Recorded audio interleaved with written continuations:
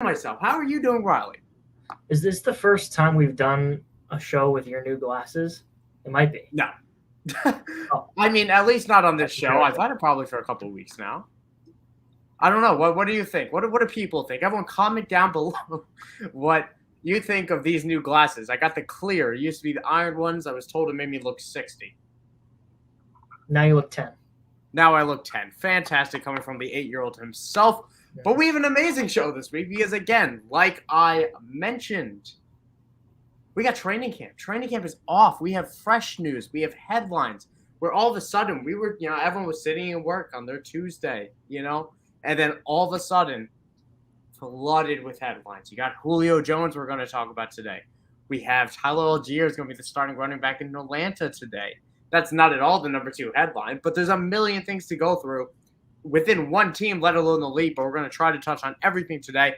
But before we do that, I want to quickly give a shout out to For Frequency's Sake. That's where you're watching it now if you're watching live. If not, you're probably watching it afterwards. Still could be on For Frequency's Sake. Definitely worth checking out at FFSQC on Twitter. And, of course, the IDP guys, where I put out a lot of my content. You could be, again, watching that on the YouTube. Definitely subscribe there. Grant's been doing amazing work. And, of course, the Expo. Fantasy Football Expo is starting up in a couple weeks. I will be there. A lot of the IDP guys will be there. And if you go through the IDP guys, when you do it, when you buy your ticket, get a discount. Get a lovely discount to go and have a great time. Have a football-filled weekend. There's no better way to enjoy your August as we get into draft season. That is a great way to do it. But another great way is to be tuning into this show, Riley. So let's jump into it. Last week, I started it off with a quick question to my good friend Brandon Hay, who was filling in for you because you couldn't make it last week. We were all very totally sad, man. But the question I asked it was an important question. Who needs a good training camp? And as we kick it off this week, it's underway. Who needs to shine? I think Brandon Ayuk needs to shine, and I bring him up because it's possible for him to have a really great training camp and really make a name for himself because I think he's a great player. That's we all know that's totally within the realm of possibilities. But based on the reports that have come out today about Deebo Samuel, that Kyle Shanahan have said that they've had some really good conversations about his usage, about his contract, and it seems to be moving in a positive direction for both the sides to find a long-term agreement. George Kittle's still around, and there are question marks about the passing volume and all that we've gone into over the past few months. But the news about Deebo Samuel and that he's looking more likely by the day to stay in town makes it more important for Brandon Ayuk to establish chemistry with Trey Lance, to make himself seem more important to this offense because he was somewhat of an afterthought last year, especially in the first half when there were times he was not even on the field. It's interesting. I've been warming up on Brandon Ayuk, but I also have tempered it at the same time because I think as Kyle Shanahan, we have a million headlines we're going to go through in a bit. I'm very excited to jump to that. But one of those headlines that, put out this week, Kyle Shanahan, this is Trey Lance's team. Jimmy Garoppolo will be traded or cut, or he's going to be the backup. This is Trey Lance's roster. I don't know if Brandon Ayuk's going to get his. If Deebo Samuel's around, he's going to get his. George Kittle will get his. I think Brandon Ayuk's way to relevance will be through an injury to George Kittle or Deebo Samuel, which I hope will never happen. But otherwise, I think it'll be a really DFS type of play for Ayuk. Either way, completely agree that he needs a good camp. And with that said, let's just jump right into the news of the week because there's so much to go through. And let's start with the holdouts because the holdouts are really, with the exception of Jesse Bates in Cincinnati, a situation that I think will get rectified in terms of they're going to agree to disagree. He will be back week 1, but he will not have a new deal. He's holding out. Everyone else is doing the new thing, Riley, and that's holding in. You have DK Metcalf. You have Deontay Johnson. You have keep going from here. Deontay Johnson, Deebo Samuel, DK Metcalf, Roquan Smith, Derwin James. Huge names for fantasy football, huge names for football in general. All of them are at camp. None of them are really practicing. They're all looking for new contracts. Which of those names do you think will get a contract? I think DK Metcalf is the most likely of these to get a new contract, except for I should say except for Debo Samuel, because Ooh. I think it's looking more likely by the day Debo's going to get a contract. So I would say him, but I also think it's pretty likely that DK Metcalf is going to get his extension. Seattle is going through their clean the books, stash for the future phase, and he's shown that he's a very capable part of this team when he has non-Drew Lock at quarterback, which will not be the case in the next couple years.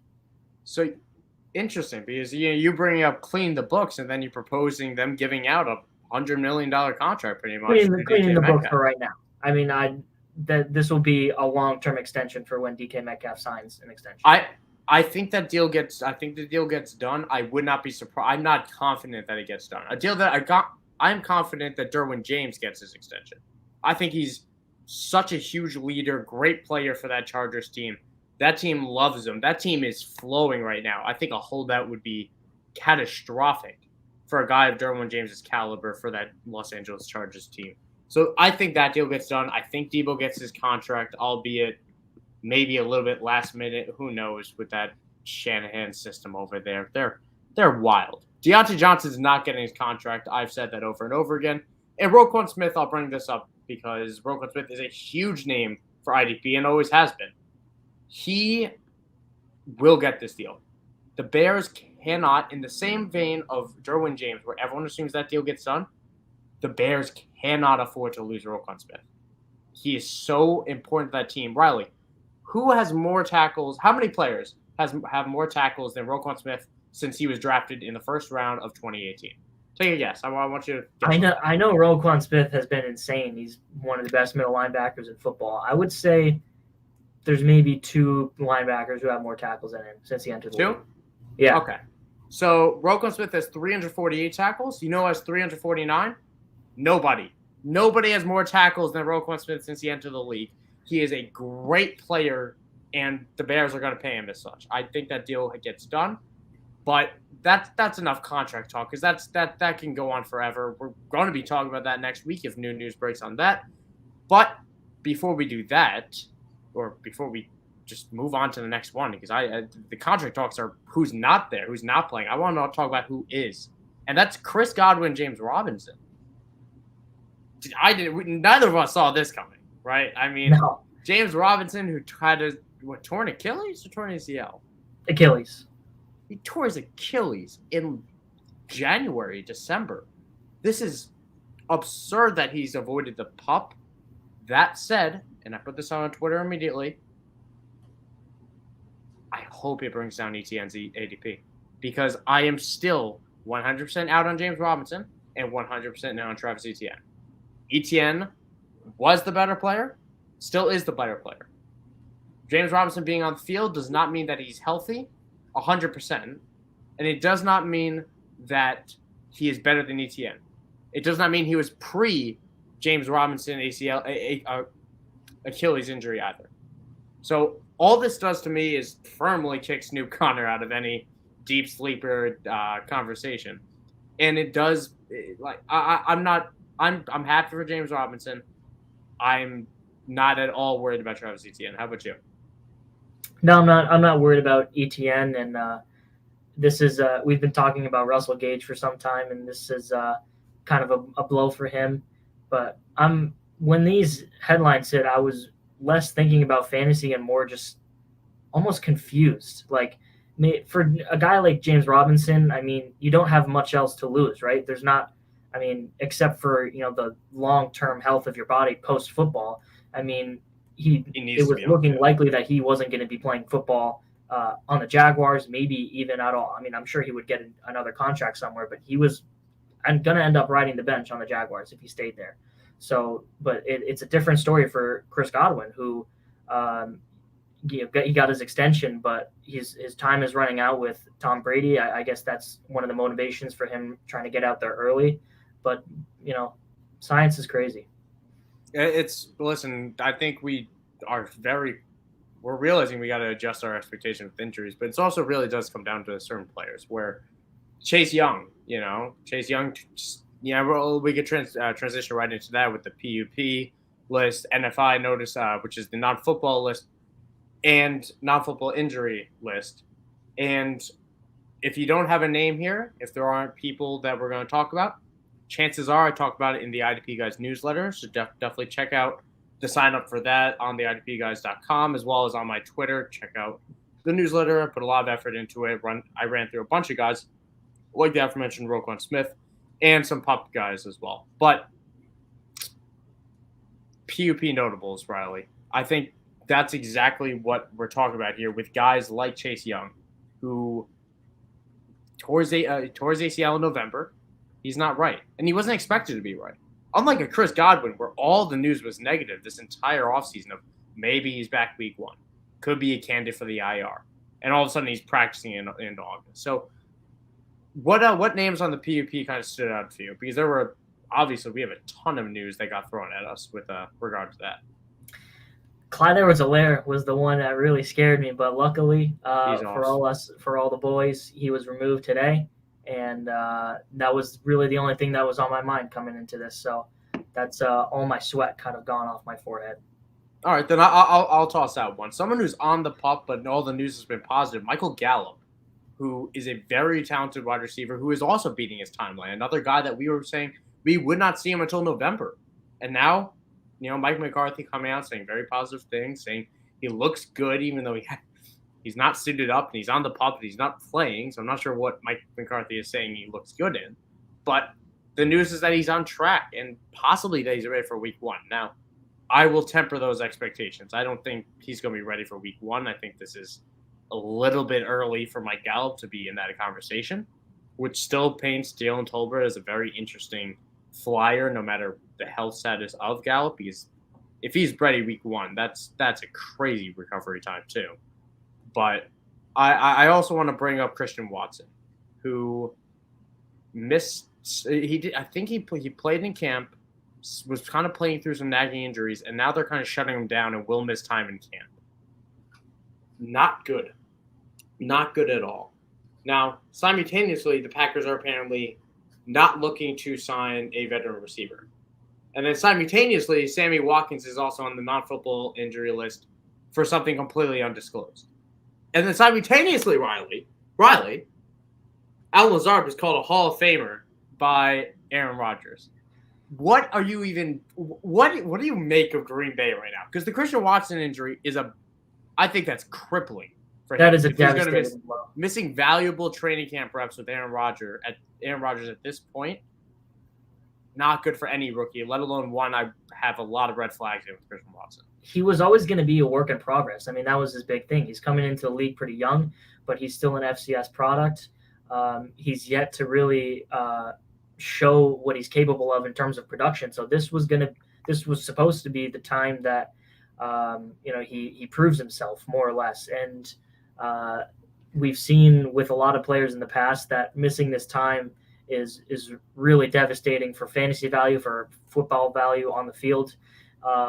So the Green Bay situation, I don't know why they're not trying to sign a veteran receiver, because they could be running into the season with Alan Lazard, hampered Sammy Watkins if he's able to be on the field but still not 100%, and someone that they sign off the street going into week 1. And that's disgusting. And speaking of hampered, let's talk about Marquise Brown, who is dealing with a hamstring injury. Picked that up today. He's not practicing, obviously, because why risk that with a hamstring injury? Antonio Gibson, also with a hamstring injury, although they are saying they're doing that out of, quote, an abundance of caution. That's from Ron Rivera. Which of those two names are you worried about? I'm more worried. I'm worried about both, honestly, but I'm more worried about Antonio Gibson because Marquise Brown was trending up going into camp. New system, a quarterback that he's played with in college, a system that suits him. And even if he's not totally healthy, even if he misses maybe 2 weeks at the start of the season, there's still a really good way to talk yourself into his production for the rest of the season. But a lot of people are in fade Antonio Gibson mode right now. And since he's missing some time right now, it's just really scary. And we've talked about the downfall of him for quite some time. But this is really we're starting to get to real like full on panic mode with Antonio Gibson. I'm not yet because of how they're I don't think they would be as loud about how precaution this is. I'm going to buy that it's a caution move with someone who has had these injury issues before. So I'm not panicking on Antonio Gibson yet. Marquise Brown, I don't like seeing these hamstring injuries in general, and it doesn't sound serious, but they're not being as vocal about the positivity with it. Either way, it's just situations to monitor for both. It's nothing you want to see. But what you do want to see, Riley, in Arizona, we're going to go to news now. We're going to go to news. We're going to go back to the news of the week because we're going to stay in Arizona. Kyler Murray got his massive contract. Again, this type of jumping around the segments of this show, I wanted to do it this way because of how crazy this week is. This is how symbolic it was. So we're going to go on a positive end now and talk about Kyler Murray getting a ridiculously large contract that was still a lot less guaranteed money than Deshaun Watson. But what did you make of the Kyler Murray contract? I mean, obviously there's the contract. There's the independent study clause. I want to hear your thoughts about. When I first saw that, I was like, there are probably some other players in the league who have this in their contract. I wouldn't be surprised if this is a normal thing. That was my first thought, and then my second thought was 4 hours a week is not that much. Like, we have spent so much more than that preparing for this show. In terms of when we're doing film study this offseason, oh my goodness. Like, how not often does Kyler Murray have to be watching film in order for you to make him watch 4 hours a week? Like that, you should be able to. A lot of guys do that in one day, and that's a week worth of film that has to be in your contract because they think you're not doing it. That's kind of interesting to me. I love that they doesn't matter. He got his bag. Good for him. I love that they included video games, that he can't be playing video games while he's doing it as well. I don't get it. And honestly, we've heard these maturity concerns with Kyler before. He said in the pre-draft process, if you remember, Riley, that doesn't watch film. So, I mean, this is nothing new for Kyler Murray. We can expect the same. It's not going to impact his ability on the field. If anything, it'll help. But it's not the clause you want to see if I was a Cardinals fan. You'd like to see 4 hours a week, man. That is it's not that much. That is nothing. And if you're playing football, man, you should he wants to be playing baseball. He wants to play baseball. That's what this is, Riley. That's deep down. Now, the other big news of the week, the other big signing of the week, Julio Jones. I have seen such a wide range of reactions with this news. I have seen my good pal Luke Sawhook calling Julio Jones a top 30 receiver, and I think that was an immediate reaction. He's kind of adjusted that, but he still is high on Julio Jones. So I've seen other people that total dust by the dip on everyone you possibly can. What do you think, Riley? There's been a wide range of reactions because there is genuinely such a wide range of outcomes, and they could all so easily be true. I mean, like what Luke said, I don't think it's realistic for him to finish top 30 because what it would take for 3 receivers to finish in the top 30, assuming Chris Godwin plays the full season, which we can't assume right now, but I'm not going to assume that. Just for the sake of this conversation, how history has not been kind to 3 receivers from one team finishing in the top 30. Let's even say top 36 to be generous. It just doesn't happen very frequently. So I mean, Julio Jones has had injury problems in the last couple of years. Adding Chris Godwin's question mark over his head, I think it could easily happen where neither of them play half the year, and Russell Gage ends up with the one with the top 30 finish. I think it could happen where Mike Evans and Chris Godwin are both top 12 and Julio is top 40, top 35. If I had to stop straddling the fence and I had to pick one, I think Julio Jones has a solid season, ends up as a top 40 option. Realistically, Chris Godwin plays like 13 games or something like that, make him, miss the first 3-4 games of the season, and he still ends up top 15, top 20, and Mike Evans finishes top 10 like he always does. 800, 5 touchdowns, 60 receptions. Sounds fair? because Sure. I that's like it'll be the wide receiver 38, 39, and that's I think close to his ceiling, barring an injury to. Maybe it's not his ceiling because it's still Julio Jones, but we have not seen the Julio Jones we know in now 2 years. He was the last time we wanted Julio Jones was when we wanted Michael Thomas, who was also on the I field, was by just the gonna way, bring and him avoided up. the pub. Should have brought him up before, but Michael Thomas avoided the pub. Good for him. That's a big deal as well. We'll see how that progresses throughout the offseason, but we're preseason. We're done with the offseason. How about that, huh? Preseason. Preseason, baby. But yeah, where I came out on it is I don't care about Julio Jones. That's more so where I'm at. If this pushes all of non-Mike Evans weapons down into the 9th, 10th round, I'll take my shot on Tom Brady's number 2. I'll take 100%. I'll take a shot. I'll plant my flag. And the one I would plant my flag on would still be Russell Gage if Chris Godwin is looking like he misses time come redraft. Right now, since Chris Godwin's on the field, I'm going to I'll take Julio Jones. But I don't think he's Julio Jones that we know. And I think if he ends up with that 805 touchdown line, it's not going to help you that much. It's going to be hit or miss on each week. You cannot line up and start him. You can probably stream him on certain matchups. But I think it's going to be a real DFS situation. And if Chris Godwin's on the field, I don't know. I don't know what Julio Jones does on a weekly basis. I don't know. Like, that floor is basement level to me, close to. Oh, like, for sure. It's 3 for 40. It's 4 for 50. Is a generous floor to give him.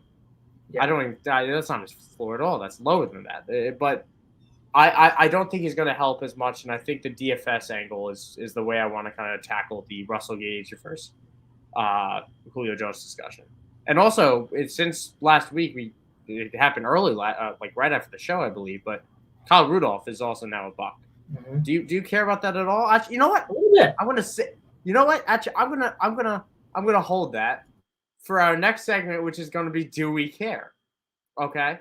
Now, that is our third segment of this show. We're going to go right into it again. Totally chaotic episode. We're going to go Do We Care? Right before I do that, I want to give a shout out to Chris Carson because I don't want to ask, do we care if Chris Carson? Raleigh, do we care if Chris Carson retired? Not for fantasy, but we care in our hearts because we love Chris Carson, and this is what's best for Chris Carson. I love Chris Carson. He was always so quietly good. I really liked him, and I'm sad that his career had good, not spectacular. Yeah. What did you say? No, nothing. I said something I kind of regretted because he was okay. I think he was good, not spectacular, but he cried. He was nothing, man. He was a 7th round pick. Grabbed himself up from his boots. He got his bag before he retired with that neck injury. I am glad he's.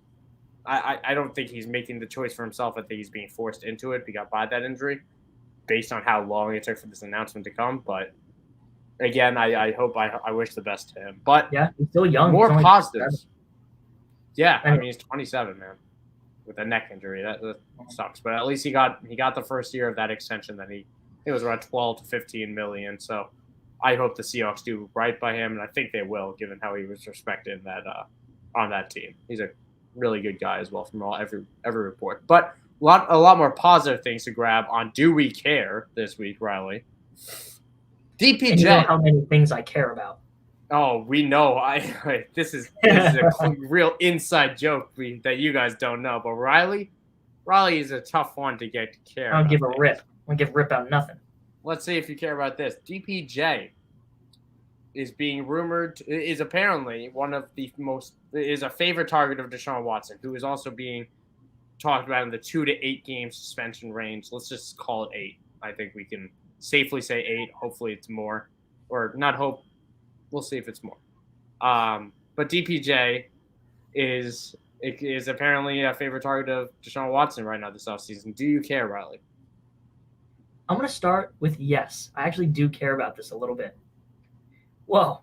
So, I mean, Deshaun Watson hasn't been practicing with the full team for a very long time, right? And behind Amari Cooper, there's not a whole lot of great options to work with. So it's nice to see that DPJ has kind of distanced himself from where he used to be, which was a total afterthought. So the fact that he's getting what seems to be significant looks from who could be his quarterback for half the season, maybe more, I think that's a positive sign. I don't care because it's going to take, in my eyes, at least 8 games for us to care about this type of report. And I don't think DPJ is going to be anything with non-Deshaun Watson. I do agree that he will win the wide receiver 2 job out wide. David Bell should work the slot, and Amari Cooper should be on the other guy out wide. And in a Deshaun Watson-led offense, there's 100% room for 2 relevant guys. And if I do want to take a shot on someone here, I want to take a shot on the deep guy. So this is something I do want to monitor. If we see, I don't think we'll see any preseason reps to Deshaun Watson. We don't want to see that much trash being thrown on the field by fans. But I think we're going to wait and see on this. And if DPJ is still the number 2 receiver come week 5, which seems likely, he's someone that I want to be picking up on wires. He's going to be on a lot of them. Another headline I want to grab, Riley. Do you care that Ramondre Stevenson opened camp today with the 1s? Damian Harris is working with the 2. This was in a Matt Patricia coached offense because the Patriots don't have an offensive coordinator. They got Joe Judge, legend of the Giants, and Matt Patricia, legend of the Detroit Lions. 2 guys that were some of the worst at coaching since we've seen in a long time. So Matt Patricia was calling the shots on day 1. Ramondre Stevenson was taking the run with the 1s. Do you care?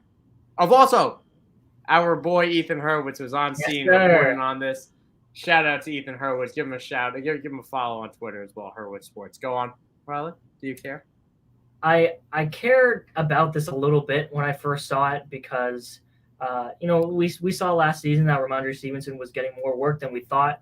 And even though Damian Harris was still a very efficient player, he was still a good player, it creeped into my mind saying there are a lot of holes on the Patriots team. Like linebacker is one of the bigger ones. They could use some cornerback depth. And I said, Damian Harris is on a contract year, but there's really not that much of a trade market for running backs, especially for guys like Damian Harris who have never really popped.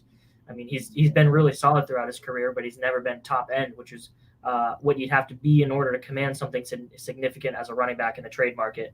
So it's significant to me that, especially this early in training camp, it's looking like even if Ramondre Stevenson isn't legitimately threatening to take over the number 1 job, it looks like it could be a 50-50 split. I do not care about this. I think tomorrow, or if you're probably listening, if you're listening to this after the fact, I'm talking about Thursday, I'm talking about Friday, Damian Harris is going to be with the 1s.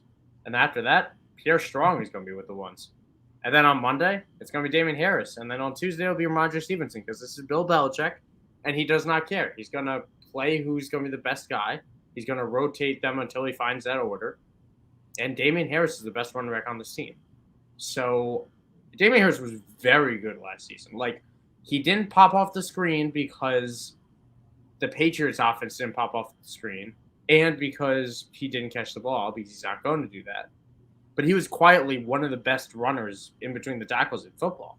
Like, all the metrics do support that. He was one of the best in true yards per carry. It's something that you want in your running back. And he's better than Ramondre Stevenson. I do truly believe that. And I don't think there's a trade partner for Damian Harris, to be honest. I don't know who's making that deal. I don't think anyone's sending a pick, and I don't know why the Patriots even would, to be honest. But I think they just ride that till it rides. But rides it till it rides. That's my new saying, Riley. But I think Damian Harris will still be the starter, and I'm not buying the dip because I don't know. I'll send a late pick for any of these Patriots back, but I will not spend anything more than a late second in a true I need to panic. I need a running back, and I don't want to do that in August yet. But we can move on to quickly on this one. This can be a quick hitter. Leonard Fournette, all the talk about 260 pounds. He is back down at 245 in camp. I saw a photo. He does not look ripped, but he does not look at all fat. He looks like Leonard Fournette. Looks like how we saw him last season. Do we care? Were you panicking in the first place? Are you flipping back? Where are you at? Nope, don't care. Never panicked. He's going to own all the early down work no matter what. Rashad White will take his receiving work that he had last season that made him a top running back, but I think he's still going to be a good between the tackles runner. They still have a top tier offensive line. And we always knew that this was going to be the case because a lot of running backs secretly do this. They add some weight in the offseason, they shed it down during camp, and they're good to go once the season starts. I don't care either because Rashad White is still going to eat into this role as the season progresses, and Leonard Fournette will be a difficult player to own in fantasy come week 9 because of Rashad White. Different takes, both agree that we do not care. Trey Sermon, speaking of not caring, has done everything he can, quote Kyle Shanahan, and is, again, quote, as yoked up as he can be heading into the season. Now, this backup job is wide open in San Francisco behind Elijah Mitchell, who missed a lot of time last year. Jeff Wilson was the front runner last I saw. TDP was getting mixed headlines in camp. Trey Sermon was not being talked about at all, and Kyle Shanahan tried to talk him up here himself. I got 2 questions. Who wins this job in August? And do you care about this headline? Unfortunately, no, which is sad because I like Trey Sermon and I want to care about this, but I don't. Elijah Mitchell's going to be the lead back if the 49ers have one. I don't care to mess around and try to predict what they're going to do with this backfield because you don't ever freaking know with them. But if I had to pick a favorite for the starter role, it would be Elijah Mitchell. And if I had to pick a favorite for the backup, it would be Jeff Wilson. He's the incumbent. He's been there a while. He's proven that he can be efficient in a backup role, and he's just played better than Trey Sermon last year. I agree with everything you said, except I do care about this backfield, and I do want to take a shot because this backfield is productive every single year. But on the other end, Malcolm Brown is being signed by the Saints, and I can feel you rolling your eyes that I put this in.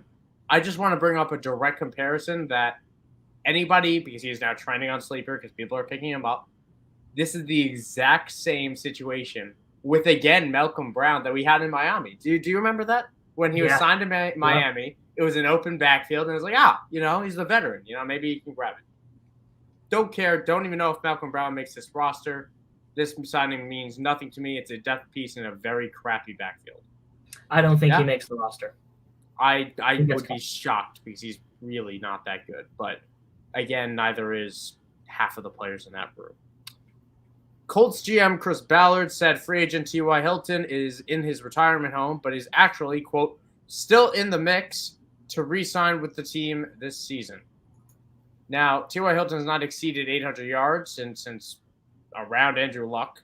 So I'm not bringing this up as to saying I care, but T.Y. Hilton's signing, I want to bring that potential up because that would be a huge knock to any redraft potential of Alec Pierce or to Alec Pierce, really. Michael Pittman, it wouldn't impact my view of my view of Michael Pittman. It would not impact my love of Paris Campbell. It would be a big knock to Alec Pierce if that happens.